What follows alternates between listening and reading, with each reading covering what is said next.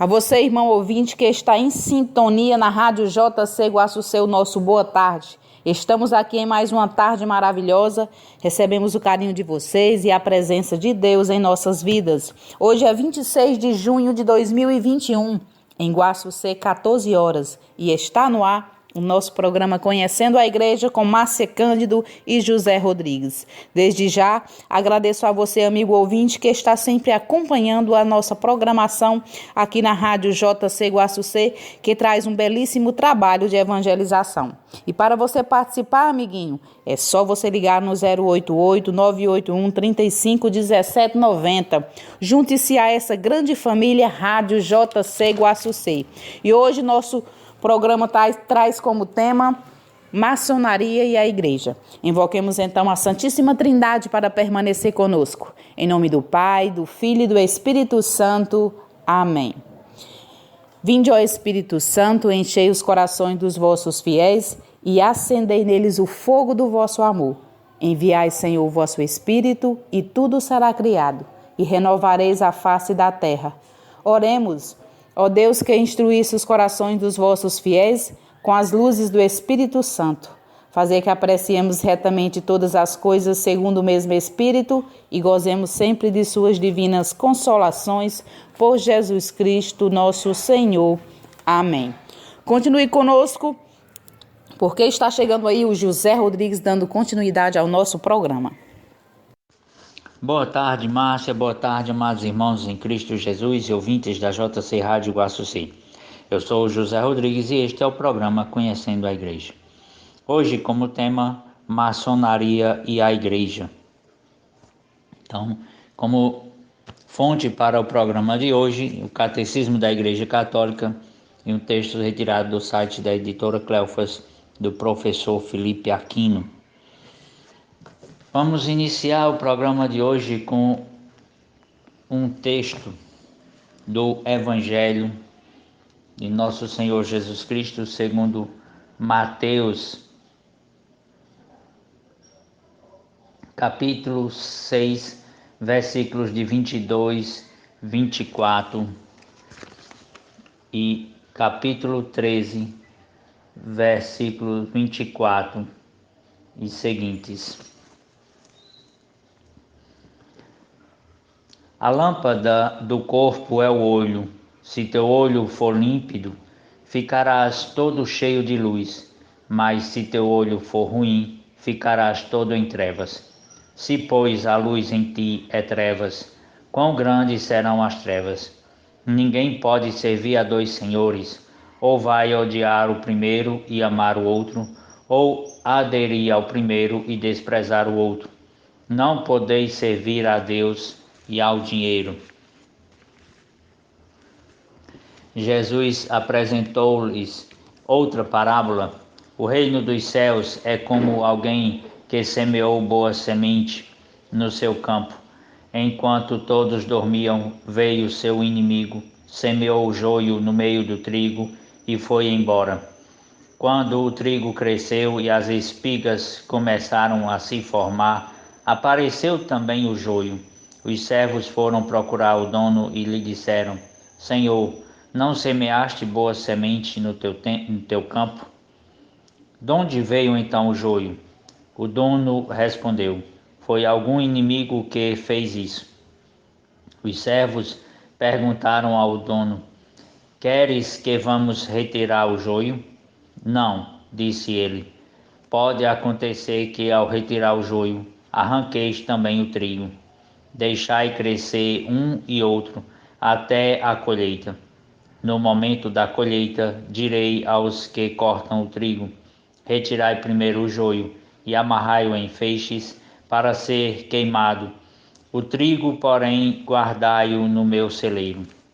Palavra da nossa salvação.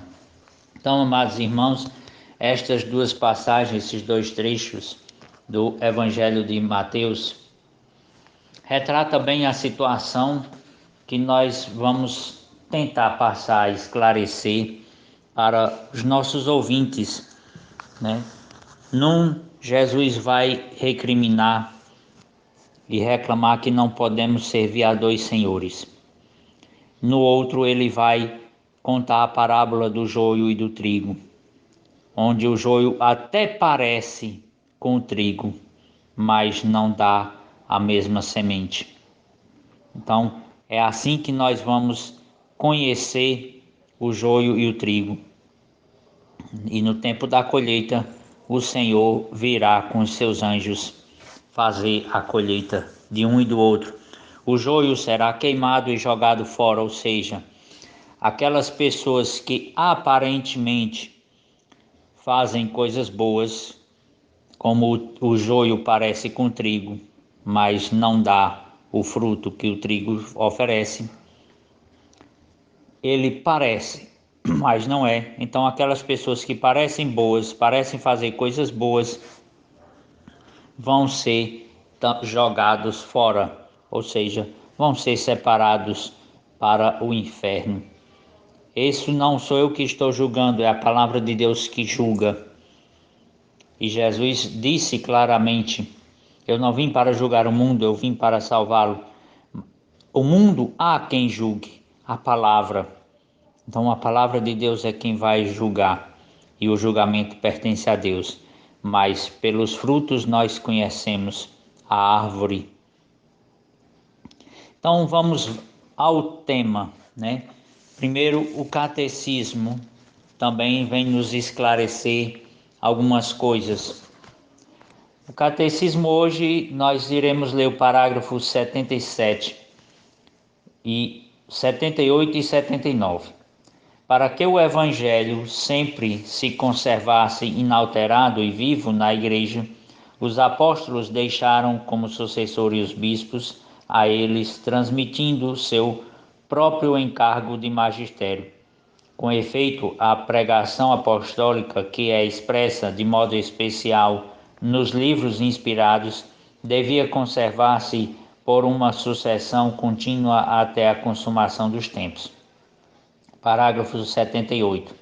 Esta transmissão viva realizada no Espírito Santo é chamada de tradição, enquanto distinta da Sagrada Escritura, embora intimamente ligada a ela. Por meio da tradição, a Igreja, em sua doutrina, vida e culto, perpetua e transmite a todas as gerações tudo o que ela é, tudo o que crê. O ensinamento dos santos padres testemunha a presença vivificante desta tradição, cujas riquezas se transfundem na praxe e na vida da Igreja crente e orante. No parágrafo 79, assim a comunicação que o Pai fez de si mesmo por seu Verbo no Espírito Santo permanece presente e atuante na Igreja.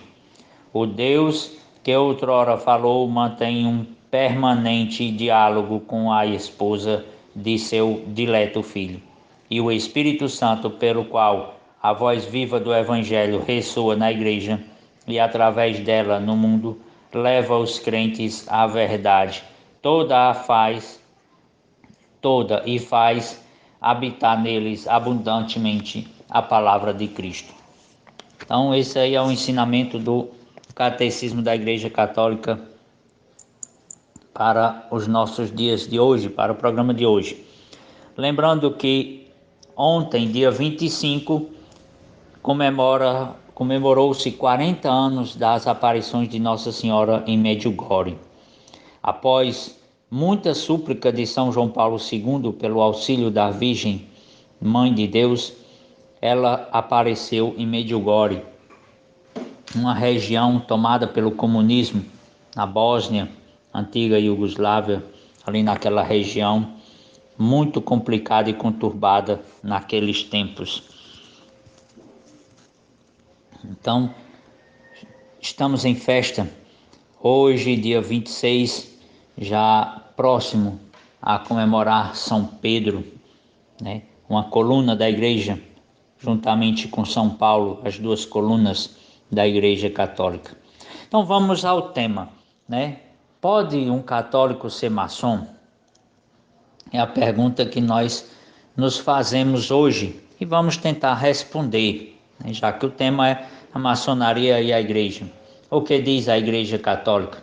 O que diz a maçonaria? Então, Vamos ao texto. Deixemos que as partes envolvidas, a Igreja Católica e a própria maçonaria, respondam estas indagações.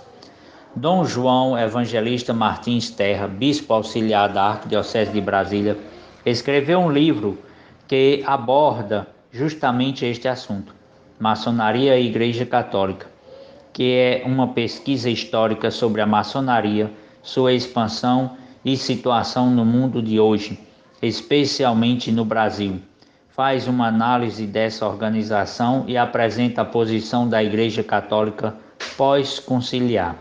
Usaremos este livro para mostrar a posição da Igreja Católica para com a maçonaria e como ela orienta a seus fiéis e clérigos.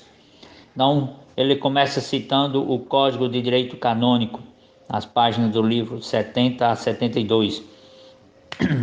O Código de Direito Canônico contém os seguintes cânones relativos à maçonaria. Cânone 684. Os fiéis fugirão das associações secretas, condenadas, sediciosas, suspeitas ou que procuram subtrair-se à legítima vigilância da Igreja. Cânone 2333. Os que dão seu próprio nome à seita maçônica ou a outras associações do mesmo gênero, que maquinam contra a Igreja ou contra os legítimos poderes civis, incorrem ipso facto na excomunhão simpliciter reservata a sé apostólica. Cânone 2336. Os clérigos que cometeram o delito de que tratam os cânones dos 2334 e 2335 devem ser punidos, não somente com as penas estabelecidas nos cânones citados, mas também com a suspensão ou privação do mesmo benefício, ofício, dignidade, pensão ou encargo que possam ter na Igreja. Os religiosos, pois, com a privação do ofício e da voz ativa e passiva e com outras penas, de acordo com as constituições, os clérigos e os religiosos que dão o nome à seita maçônica ou a outras associações semelhantes devem, além disso, ser denunciados à Sagrada Congregação do Santo Ofício. Cânone 1399, número 8. São ipso facto proibidos os livros que, tratando das seitas maçônicas ou de outras associações análogas, pretendem provar que, longe de serem perniciosas, elas são úteis à Igreja e à sociedade civil. E ainda cita outros, cânone 693, 1065, parágrafo 1º e parágrafo 2º, 1240, 1241. Então, está muito claro o que resulta claramente a citação desses cânones, né? Todo aquele que se inicia na maçonaria incorre só por este fato na pena de excomunhão, ou seja, está excomungado da Igreja, da comunhão com a Igreja, não pode receber os sacramentos, não pode ser padrinho, apadrinhar afilhados, não pode receber a comunhão, não pode nenhum sacramento, nem matrimônio, nada, nem testemunhar nada na igreja, porque ele está excomungado. Por ter incorrido na excomunhão, todo maçom, item A, deve ser afastado dos sacramentos, da confirmação, confissão, comunhão, unção dos enfermos, ainda que os peça de boa fé. B. Perde o direito de assistir aos ofícios divinos, como sejam a Santa Missa, a recitação pública do ofício divino, procissões litúrgicas, cerimônias da bênção dos ramos. C. É excluído dos atos eclesiásticos legítimos, pelo que não pode ser padrinho de batismo, nem de crisma. D. Não tem parte nas indulgências, sufrágios e orações públicas da Igreja. O maçom não pode ser admitido validamente nas associações ou irmandades religiosas. Os fiéis devem ser vivamente desaconselhados de contrair matrimônio com maçons. Só após prévia consulta do bispo e garantida a educação católica dos filhos, pode o pároco assistir ao casamento com um maçom. O maçom falecido sem sinal de arrependimento deve ser privado da sepultura eclesiástica. Deve-se negar aos maçons qualquer missa exequial, assim como quaisquer ofícios fúnebres públicos. O Santo Ofício declarou no dia 20 de abril de 1949, numa resposta ao bispo de Trento, que nada tinha mudado na disciplina do Código de Direito Canônico a respeito da maçonaria. Essa consulta foi feita por conta da mudança no Código de Direito Canônico, que antes falava publicamente e explicitamente, citava a maçonaria, e após esta reforma cita-se seitas secretas, associações secretas. Então foi feita essa consulta e a resposta foi a mesma. Quem se inscrever em alguma associação que maquina contra a igreja seja punido com justa pena, e quem promover ou dirige uma dessas associações seja punido com interdito. No mesmo dia em que entrava em vigor o novo Código de Direito Canônico, o Observatório Romano publicava esta declaração da Sagrada Congregação para a Doutrina da Fé sobre a maçonaria. Foi perguntado se mudou o parecer da Igreja a respeito da maçonaria pelo fato de que, no novo Código de Direito Canônico, ela não vem expressamente mencionada, como no Código anterior. Esta Sagrada Congregação quer responder que tal circunstâncias é devida a um critério relacional, seguido também quanto às outras associações igualmente não mencionadas, uma vez que estão compreendidas em categoria mais amplas. Permanece, entretanto, imutável o parecer negativo da Igreja a respeito das associações maçônicas, pois os seus princípios foram sempre considerados inconciliáveis com a doutrina da Igreja, e por isso permanece proibida a inscrição nelas. Os fiéis que pertencem às associações maçônicas estão em estado de pecado grave e não podem aproximar-se da Sagrada Comunhão. Não compete às autoridades eclesiásticas locais pronunciarem-se sobre a natureza das associações maçônicas, com juízo que implique derrocação de quanto foi acima estabelecido, e isto segundo a mente da declaração desta Sagrada Congregação de 17 de fevereiro de 1981. O Sumo Pontífice São João Paulo II, na época João Paulo II, durante a audiência concedida ao subscrito cardeal prefeito, aprovou a presente declaração decidida na reunião ordinária desta Sagrada Congregação e ordenou a sua publicação. Ou seja, foi ratificado, não é permitido a um fiel que se diz cristão ser associado à maçonaria. Está em pecado grave, deve buscar o arrependimento e a confissão. Um sacerdote que der a comunhão a uma pessoa, sendo ela listada, associada às associações maçônicas, esse sacerdote também está cometendo um pecado, e um pecado grave de desobediência à Santa Sé, ao magistério da Igreja, à doutrina da Igreja Católica. Então, meus amados irmãos, ficou mais do que claro que não devemos e não podemos servir a dois senhores, como nos disse São Mateus no Evangelho de Jesus.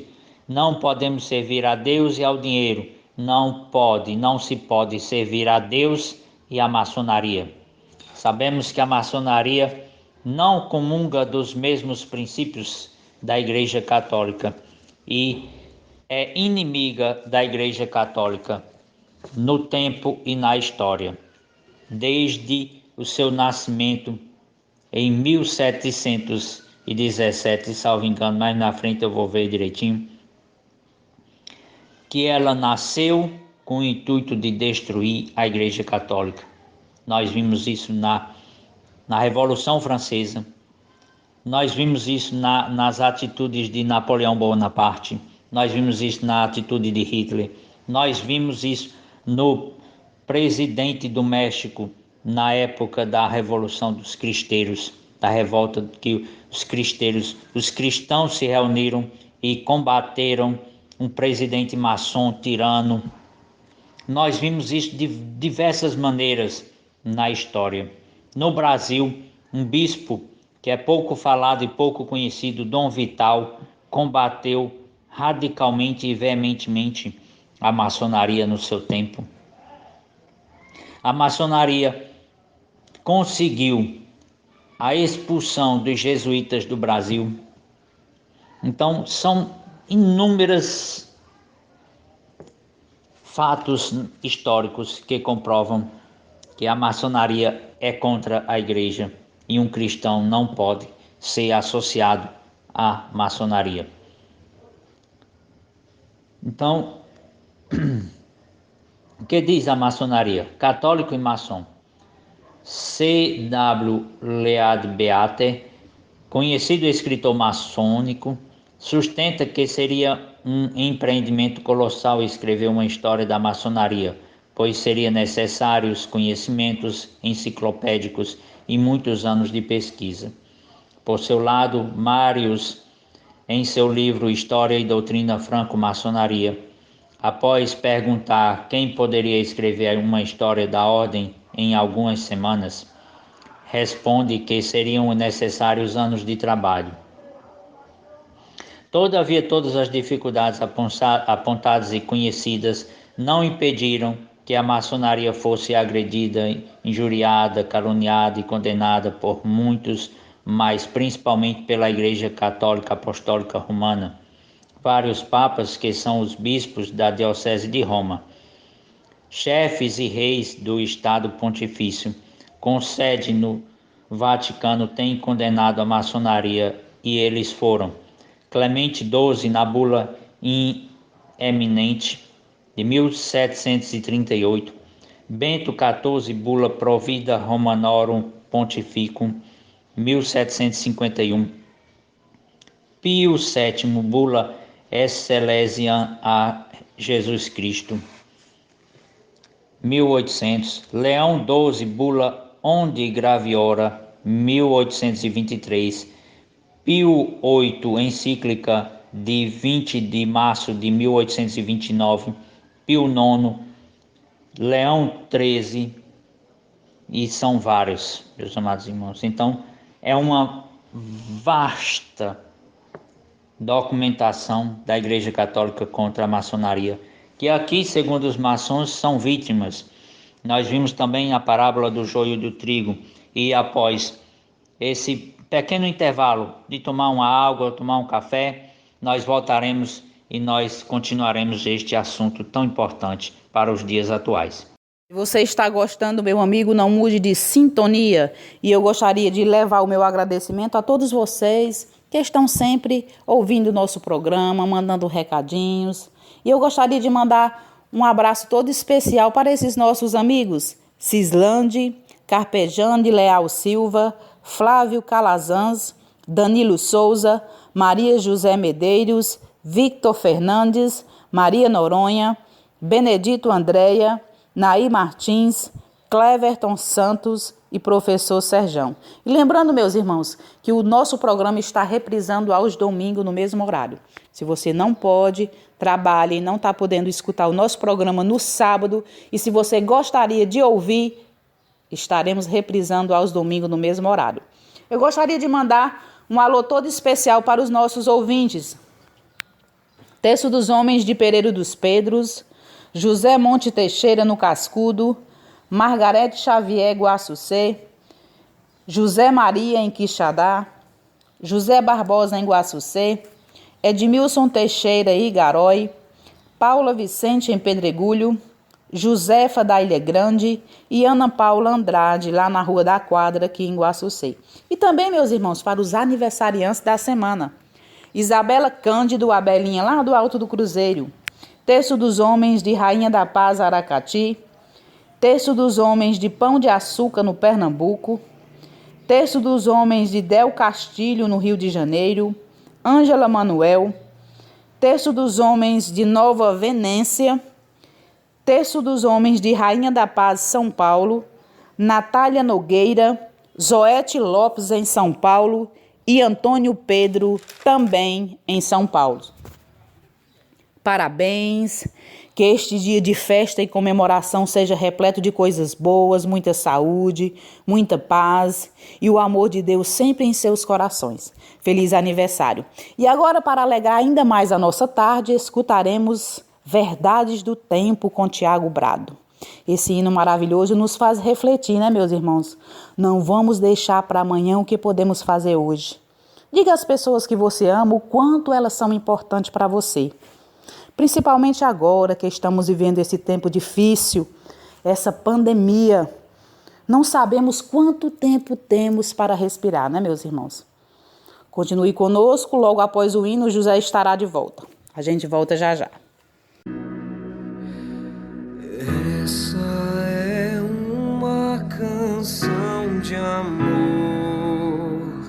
Veja onde está o seu coração. Coloque-o na palma da mão. É preciso ofertar o amor mais sincero, o sorriso mais puro, olhar mais fraterno. O mundo precisa saber a verdade. Passado não volta, futuro não temos e o hoje não acabou. Por isso ame mais, abrace mais, pois não sabemos quanto tempo temos pra respirar.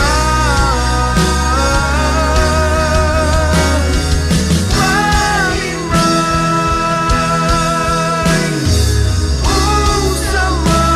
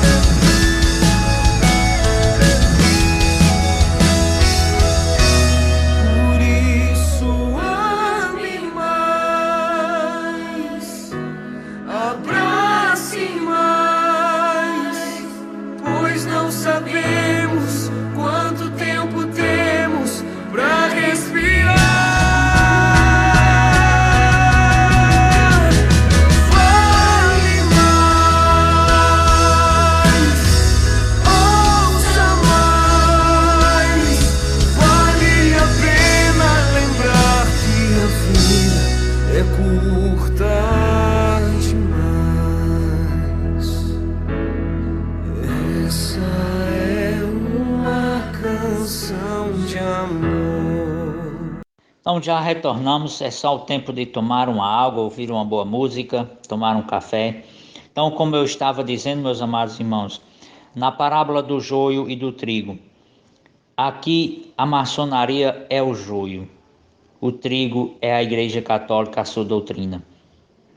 Por que que eu digo isso, que a maçonaria é o joio?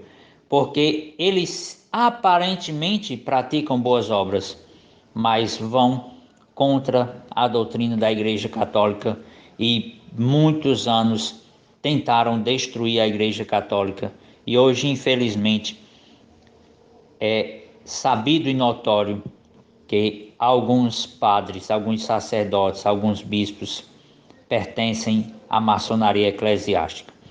Mas voltemos ao tema geral, né? Deixamos este tema da maçonaria eclesiástica para, quem sabe, um outro programa. Então, os papas, um após o outro, Clemente XII foi o primeiro em 1738 e Leão XIII, Pio IX, em vários documentos eles vão condenar um após o outro a maçonaria e sua atuação. Clemente XII, a primeira condenação da maçonaria. Notem que haviam decorrido apenas 21 anos. Como eu disse, meus amados irmãos, a maçonaria nasceu em 24 de 6 de 1717 e já em 1738 o Papa já percebeu o perigo que era a maçonaria para a coroa e para a igreja. Então está aqui, 21 anos da Constituição da Grande Loja de Londres, e portanto a ordem era pouco conhecida do Vaticano. Alguns escritores afirmam que o motivo da condenação não era religioso, mas de ordem política. Entretanto, o padre Ferré Benimelli, conhecido maçonólogo, garante que esta hipótese é totalmente insustentável do ponto de vista histórico, à luz da documentação vaticana da época. Então está aqui um estudioso da maçonaria, já diz que já derruba o argumento dos maçons de que são vítimas do Vaticano, são incompreensíveis. Então o padre Jesus Hortal é teólogo e canonista muito ligado aos temas de ecumenismo e diálogo interreligioso e nos esclarece que o documento de Clemente II é algo obscuro na sua redação, mas que o resumo dele feito na bula Providas Romanorum Pontificum, promulgada pelo Papa Bento XIV aos 18 de maio de 1751, oferece uma melhor compreensão, pois ali estão enumeradas 6 razões para a condenação. A primeira é que nas tais sociedades, assembleias secretas estão filiados indistintamente homens de todos os credos, daí ser evidente a resultante de um grande perigo para a pureza da religião católica. A segunda é a obrigação estrita de segredo indevasável, pelo qual se oculta tudo o que se passa nas assembleias secretas. Terceiro é o juramento pelo qual se comprometem a guardar inviolável segredo, como se fosse permitido a qualquer um apoiar-se numa promessa ou juramento com o fato de furtar-se e a prestar declarações ao legítimo poder. Quarta é que tais sociedades são reconhecidamente contrárias às sanções civis e canônicas. Quinta é que em muitos países as ditas sociedades e agremiações foram proscritas e eliminadas por leis e princípios seculares. E sexta e última é que tais sociedades e agremiações por homens prudentes e honestos. Não é nosso objetivo, pelo menos hoje, discutir ou debater as 6 razões apontadas acima, as quais serviram para os papas Clemente XII, em 1738, culminar a pena de excomunhão e Bento XIV, em 1751, confirmá-la. Então, nós vemos aí, os documentos são muitos, eu vou citar aqui alguns, né? A primeira, bula eminente apostolatus specula, do Papa Clemente XII, em 1738. A bula Provida Romanorum Pontificum, de Papa Bento XIV. A bula do Papa Pio VII, em 1821. A bula do Papa Leão XII, em 1826. A bula do Papa Pio VIII, de 1830. Do Papa Gregório XVI, de 1832. O Papa Pio IX, de 1846. 1800, aí o Papa Pio IX promulgou a bula Qui Pluribus Quibus Quanticis Malis Apostolica Sedis Moderatoni Quam Dolores et Simula Lactosa Exhortai Inista. Todos esses documentos são do Papa Pio IX, nos anos de 1846 tem duas, 1869, 1873 tem duas, 1876, 1882. Aí vem o Papa Leão XIII, que continua também 1884, 1887, 1890, 1892, 1892, 1894 e a outra de 1902. Além das bulas, lançou encíclicas 1872, 1878, 1888, 1892. Então são muitos os documentos, né? Aqui eu separei a primeira para ler um trecho, né, da primeira. Clemente, a carta encíclica in eminente apostolatus specula sobre as sociedades secretas. Clemente, bispo, servo dos servos de Deus, a todos os fiéis, saudações e bênçãos apostólicas. Primeiro, tendo-nos colocado a divina providência, apesar de nossa indignidade, na cátedra mais elevada do apostolado, para vigiar sem cessar pela segurança do rebanho que nos tem sido confiado, temos dedicado todos os nossos cuidados no que a ajuda do alto nos tem permitido, e toda a nossa aplicação tem sido para opor ao vício e erro uma barreira que detenha seu progresso, para conservar especialmente a integridade da religião ortodoxa e para afastar do universo católico nestes tempos tão difíceis tudo o que puder ser para eles motivo de perturbação. Segundo, demos conta e o rumor público não nos permitiu duvidar que foram formadas e que se afirmavam dia após dia centros, reuniões, agrupamentos, agregações ou conventículos que sob o nome de Liberi Muratori ou franco-maçons, ou sob outra denominação equivalente, segundo a diversidade de línguas, nas quais eram admitidas indiferentemente pessoas de todas as religiões, de todas as seitas, e com a aparência exterior de uma natural probidade que ali se exige e se cumpre, estabeleceram certas leis, certos estatutos que as ligam entre si e que, em particular, os obrigam às penas mais graves em virtude do juramento sobre as Santas Escrituras, a guardar um segredo inviolável sobre tudo o que sucede em suas assembleias. Mas, terceiro, mas como tal é a natureza humana do crime que se atraiçoa a si mesmo e que as mesmas preocupações que toma para ocultar-se o descobrem pelo escândalo que não pôde conter. esta sociedade e suas assembleias chegaram a fazer-se tão suspeitas aos fiéis que todo o homem de bem as considera hoje como um sinal pouco equívoco de perversão para que qualquer que as adopte. Se não fizessem nada de mal, não sentiriam nesse ódio a luz. Então, aqui estão alguns dos motivos, né? E vai continuar mais nos parágrafos seguintes.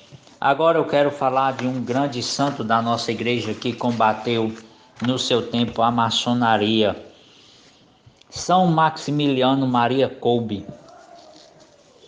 São Maximiliano Maria Kolbe, quando estava em Roma para concluir os seus estudos de doutorado em filosofia e também em teologia, ele presenciou um protesto maçom no Vaticano, onde eles blasfemavam contra a igreja, blasfemavam contra o Papa, de todas as formas. E ele tomou a resolução: se Satanás tem a sua milícia, a Imaculada tem que ter a sua milícia também. E ali ele tomou a resolução e depois veio a criar a milícia da Imaculada, com o único objetivo de combater a maçonaria.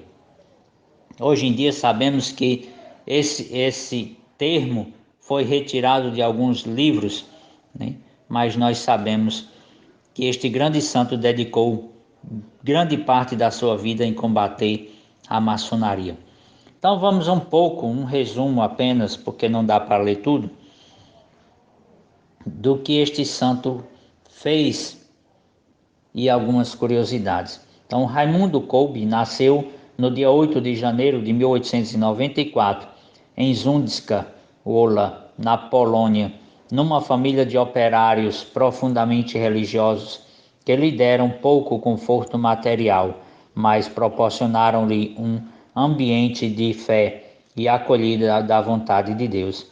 Concluindo os estudos preliminares, foi enviado a Roma para obter doutorado em filosofia e teologia. Em 1917, movido por um incondicional amor a Maria, fundou o movimento de apostolado mariano, Milícia da Imaculada. A milícia seria uma ferramenta nas mãos da medianeira Imaculada para a conversão e santificação de muitos. No ano seguinte, 1918, foi ordenado sacerdote e voltou à sua pátria, onde foi designado para lecionar no seminário franciscano em Cracóvia. Então organizou o primeiro grupo da milícia fora da Itália, recebendo a permissão de seus superiores para dedicar-se a mais à promoção da milícia e desejoso de que muitas almas conhecessem a Deus e amassem a Nossa Senhora. Começou a evangelizar através da imprensa escrita.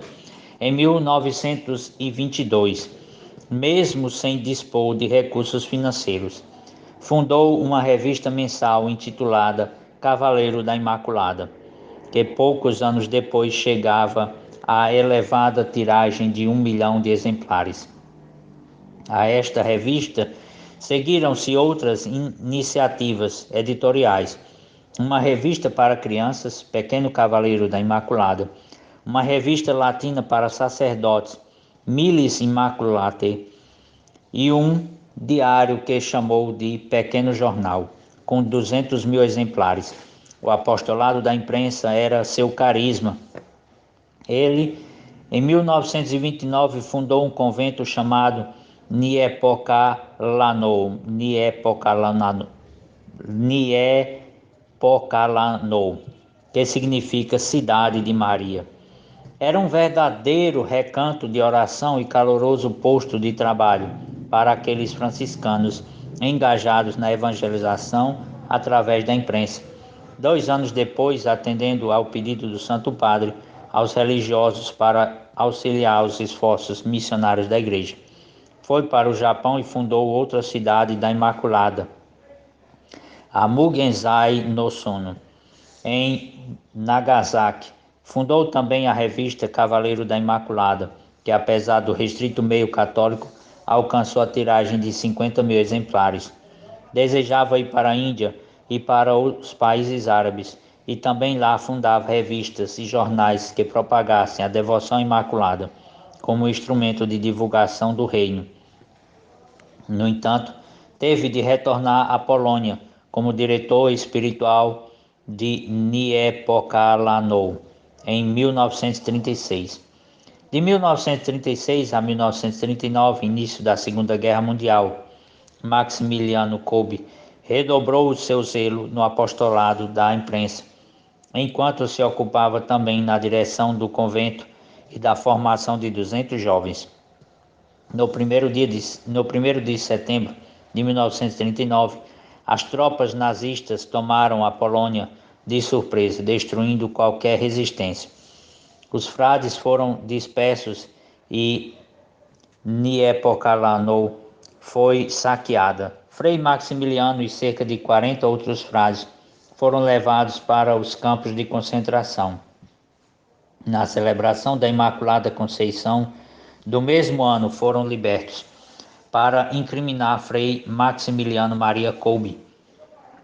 A Gestapo permitiu uma impressão final do Cavaleiro da Imaculada em dezembro de 1940. No dia 17 de fevereiro de 1941, foi preso e levado à prisão Pajak, na Varsóvia, e ao fim de maio do mesmo ano foi transferido para o campo de extermínio de Auschwitz, perto de Cracóvia. Era um campo de horrores. Lá foram mortos, depois de incríveis sofrimentos, 4 milhões de seres humanos. Os judeus e os padres eram os mais perseguidos. Os judeus tinham o direito de viver 2 semanas e os padres católicos 1 mês. Então, nós vemos aqui um tirano maçom, Hitler, que fez todo o estrago que fez na história.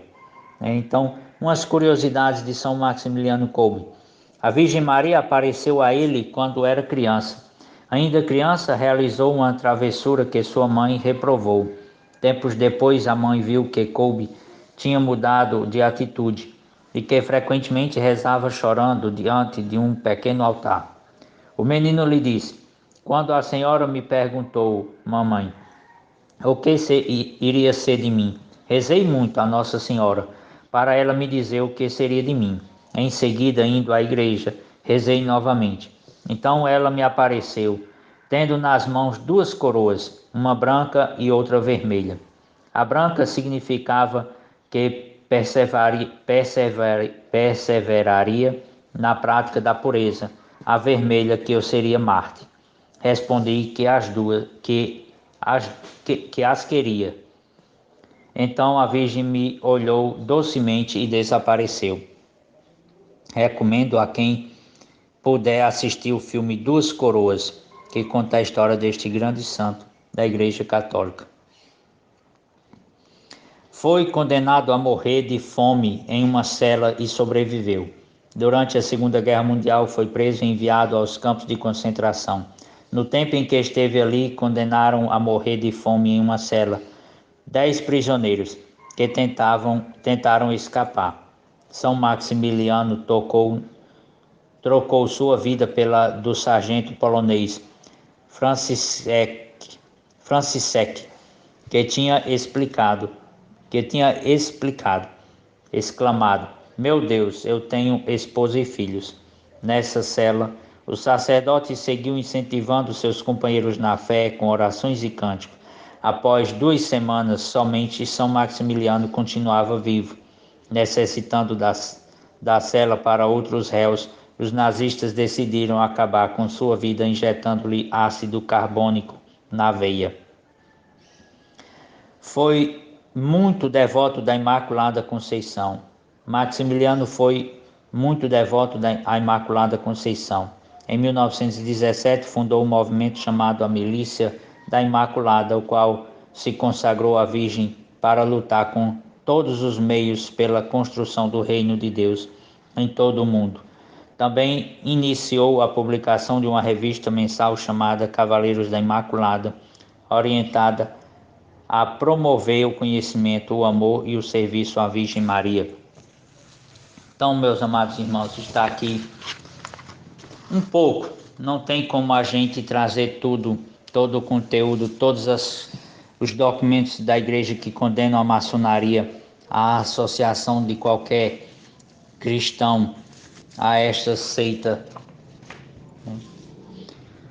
que tanto lutou para destruir a igreja, que incentivou a Revolução Francesa, e nós podemos ver isso na bandeira francesa da Revolução: fraternidade, irmandade e não sei mais nem o que diz, que é o lema da maçonaria.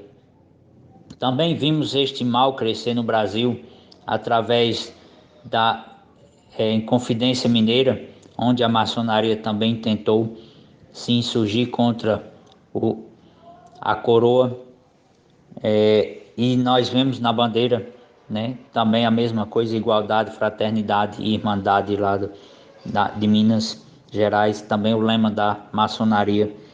Então, meus amados irmãos, eu aconselho a vocês que ainda não têm, comprem o Catecismo da Igreja Católica,